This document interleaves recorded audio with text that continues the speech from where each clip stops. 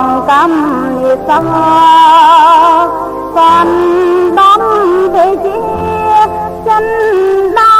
ខ្លោចសំឡាញ់ខ្ញុំទើបាយទ្រូងហើយសពឡើងកាន់ត្រាយហើយនៅត្រង់ទីរំហើយស្រែសុំមេឃនៃស្រទុំក៏ឆ្លើយទ្រុំប្រកុំរំដំទុំខាមរតកវាសនាបងត្រាបំផ្លាញបែកតែនឹកពុំខានជីវិតស្នេហាគូក្រិនឲ្យគ្លៀតចិនប្រែខ្លោចបាយស្រណងខានស្លាអង្ក្រាលន់ដងត្រាមេឃសំក្រៃហើយចាប្រធំទាំងក្ដីកនតែងើទីថាប្រថ្ងៃអាឡ័យក្លែន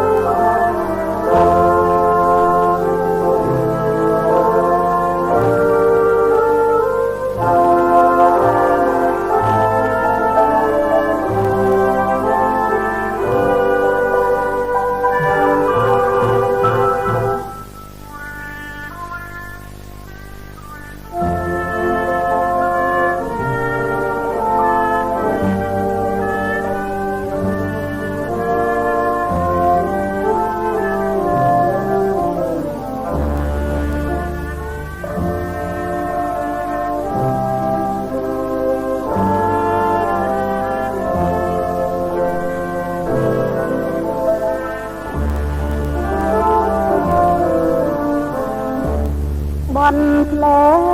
ងត្រមងរៀបរំក្ដីខ្មងទាំងកំពងជីវ៉ាក្លិនត្រកចងកម្មនិសាចិនដំទេជាចិនដាខ្លោចសំឡាញ់ខ្ញុំបាយទ្រូងហើយសពឡើងកាន់ត្រាយហើយនឹងប្រងទីរំហើយត្រាយសុំមេឃនៃស្រទុំក៏ឆ្លើយទ្រុំប្រកុំរំដំចុងខាមរតកវាសនាបងត្រាបំផ្លាញបែកតែនឹកពុំខានជីវិតស្នេហាគូក្រិនឲ្យគ្លៀតចិនប្រែខ្លោចបាយស្រណងខានស្លាអង្ក្រាលន់ដងត្រាមេឃសំក្រៃហើយចាប្រធំទាំងក្ដីកនតែងើទីថាប្រ ថ្ងៃអាឡ័យលើ